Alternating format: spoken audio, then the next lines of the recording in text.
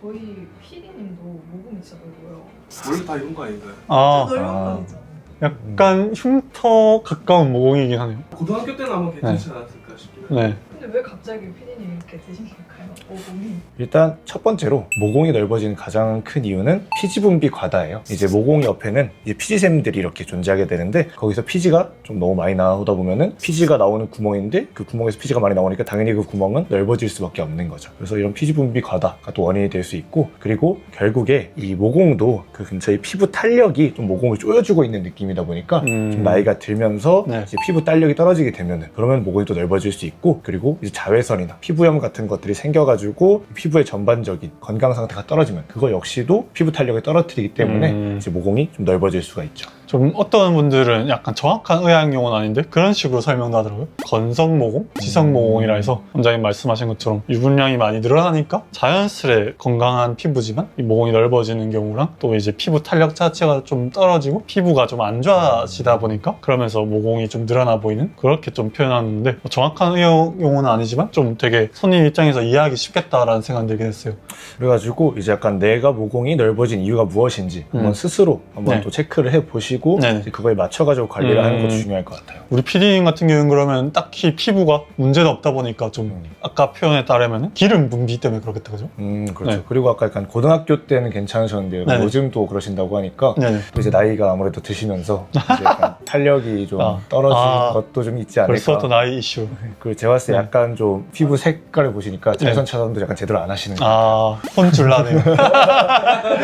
하지만 너무 상심하지 마십시오. 우리 원장님이 또 방법을 알려주실 겁니다. 네. 자, 어떻게 하시면 좋을까요? 그러면은 네. 일단 모공을 줄이는 데 원칙에 있어서는 일단 전 가장 큰 원칙이 하나가 있어요. 피지는 줄이고 수분은 유지하자. 이게 제가 봤을 때 가장 절대적인 원칙인데, 그래서 이제 당연히 아까 말씀드렸던 것처럼 피지 분비량을 줄여줘야 결국에는 모공을 통해서 피지가 분비될 때 좀 적게 나오면서 네. 이제 그 모공이 늘어나지가 않게 되고, 그리고 이제 수분을 잘 지켜줘야 탄력이 올라가면서 이제 모공을 좀 쫀쫀하게 조여줄 수 있는, 그렇게 작용하기 때문에 이제 피지 분비를 줄이고 수분을 유지하자, 그렇게 생각하시면 될 것 같아요. 아무튼 전반적으로 유수분 밸런스인데 그렇죠. 지성을 줄여서 분비량을 줄이고 수분량은 유지하면서 이런 피부 노화를 좀 막는. 맞습니다. 이제 피부가 건조하다고 느끼게 되면은 네. 그럼 당연히 피지 분비가 더 나올 수밖에 없기 때문에 그래서 수분을 유지해주는 것도 네. 중요한 것 같아요. 좋습니다. 그럼 일단 원리적으로는 그런데 정확히 그러면 일상생활에서 어떻게 보면 그걸 지킬 수 있을까요? 이 피지 분비를 떨어뜨릴 수가 있을까요? 자극을 너무 많이 주면 안 돼요. 그래서 세안을 할 때 네. 너무 강하게 좀 세안을 하신다든지 네. 이중 세안을 해가지고 너무 심하게 하신다든지 그러면 좋지 않고, 네. 이제 내가 피지 분비량이 좀 많다라고 생각이 드시면은 약산성 클렌저 같은 거로 이제 저자극 클렌저들을 이용을 해가지고 네. 좀 살살 닦아주는 그런 느낌으로 세안을 하시는 것도 도움이 될 수 있을 것 같고, 네. 압출처럼 이런 식으로 피지 블랙헤드를 손으로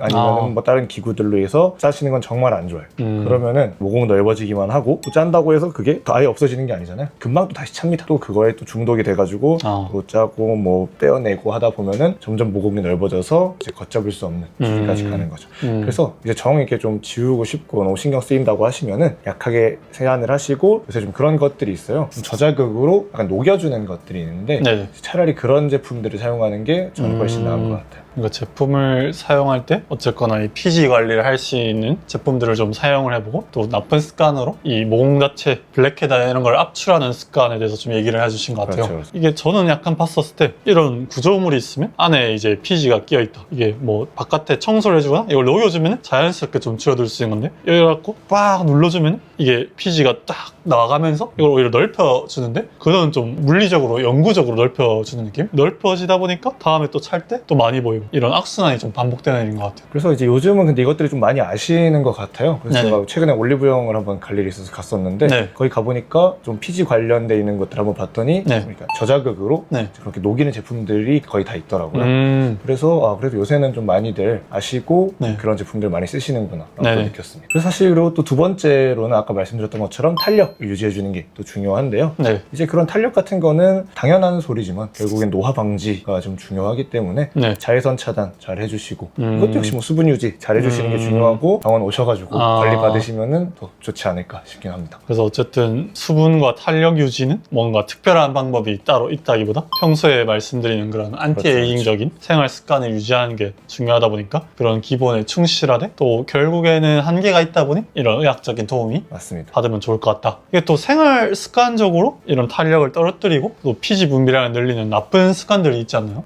맞습니다. 뭐 잠을 막 안 잔다거나. 뭐 술을 많이 마신다던가 네. 이제 뭐 자외선 차단을 제대로 안 한다던가 그런 네. 것들이 있죠. 또 담배가 진짜 안 좋은 것 같아요. 담배가. 담배 이거 네. 피다 보면은 그게 네. 좀 염증 네. 또 심해지고 네. 이제 또 피부가 많이 건조해지고 하다 네. 보니까 네. 근데 생각해보니까 PD님 약간 담배도 피시지 않나요? 근데 다 하는 거 같아요. 잠은 잘 주무세요? 잠도 잘 못 자가지고. 네. 스트레스 많이 받으시고 아무튼 이게 피지 분비량을 늘릴 수 있는 원리 중에서 이제 스트레스 호르몬이 나오게 되면은 우리 몸의 피지 분비량 좀 촉진하는데 이게 수면 부족이라던가 아니면 그냥 뭐 관계나 일에서의 업무 스트레스라던가 좀 불규칙한 식습관 이런 것들이 다 좀 포함될 수가 있다 보니까 결국에는 또 건너서 잘 먹고 잘 자고 스트레스 안 받는 게 모공 치료에도 중요하다고 생각을 합니다. 근데 실제로 네. 피디님 같은 경우는 홈케어로 안 되는 수준이신가요? 상태가? PD 홈케어 수준. 이제 모공 제가 봤었을 때는 홈케어로는 좀 한계가 있을 것 같긴 합니다. 네. 그러면 결국 이런 분들은 피부과에 오게 된다면은 좀 어떤 도움을 받을 수 있을까요? 그래서 사실 제가 모공 관련해서 상담을 되게 많이 하는데 이제 한 3가지 종류 정도로 생각해 가지. 볼 수 있을 것 같아요. 네. 일단 첫 번째는 피지 분비량을 좀 줄일 수 있는 시술들이 있는데 일단은 골드 PTT 시술. 저도 그거 이제 가끔씩 하고 있는데 네. 저희 병원에서 이제 이것도 되게 효과 좋은 것 같아요. 이제 골드 PTT 시술을 간단하게 말씀드리면은 이제 이런 금 나노 입자가 들어있는 앰플들을 이렇게 발라주면은 그게 이제 피지샘으로 흡수가 됩니다. 근데 그러면은 저희가 거기다가 그거에 반응하는 레이저를 쏴요. 그러면은 그 레이저를 받은 입자들이 에너지를 이렇게 팡팡 하면서 피지샘들을 좀 파괴해주는 그런 원리라고 보시면 되고, 그리고 또 이제 뭐 아그네스 같은 이제 그런 기계도 있는데 그건 이제 그 니들로 해가지고 직접 피지샘을 좀 타겟팅을 해가지고 파괴해주는 이제 그런 피지샘들을 파괴하는 시술들. 또 피지가 분비량이 많다, 여드름도 있다 그러면은 뭐 그런 쪽이 더 좋을 것 같고요. 그리고 이제 두 번째 같은 경우에는 기본적으로 탄력을 올려줄 수 있는 시술들, 뭐 이제 뭐 유명한 울세라, 뭐 리프팅 레이저들, 네. 소프웨이브 뭐 이런 것들을 진행을 하시면은 탄력이 올라가면서 이것도 좋을 것 같고요. 그리고 또 이제 마지막으로는 이제 주사 시술들이 있죠. 사실 주사 시술들이 좀 그런 체감은 제일 좋으신 것 같아요. 맞아요. 효과 자체는. 네. 그래서 이제 모공 같은 경우에는 스킨 보톡스를 통해 가지고 얼굴 전체적으로 보톡스를 좀 이렇게 묽게 해가지고 놔주면은 그것도 좀 모공을 좀 줄어들게 하는 효과가 있고, 이제 뭐 유명한 리쥬란이나 뭐 엑소존 같은 것도 효과가 좀 만족도는 높으신 것 같아요. 네. 특히 뭐 리쥬란 같은 경우에는 이제 이렇게 좀 푸석푸석하고 좀 많이 좀 상해 있는 피부에서 좀 추천을 좀 많이 드리는 편입니다. 네, 어쨌거나 골드 PTT 같은 경우가 제가 봤을 때 가장 전반적으로 접근하기엔 좋은 것 같고, 특정 부위만 모공이 있는 분들도 있잖아요. 맞습니다. 얼굴 전체가 있는 게 아니라 여드름도 약간 나고 전반적으로 피지 분비량이 많이 올라온 상태에서 모공이 많으신 분들은 골드 PTT를 좀 추천드리고, 뭐 특정 부위에만 여드름이 나고 뭐 특정 부위에만 모공이 좀 넓어져 있는 분들은 아까 원장님이 추천드렸던 아그네스 시술을 그 부위만 좀 받아보면 좋을 것 같습니다. 그리고 리프팅 시술 같은 경우는 어쨌거나 전반적으로 찾았을 때 이걸 올려주면 이렇게 세로로 늘어난 모공들이 위로 이제 탄력을 얻으면서 좀 같이 잡히는 느낌이라고 보면 될 것 같은데, 이게 피부에 어쨌거나 겉에 모공이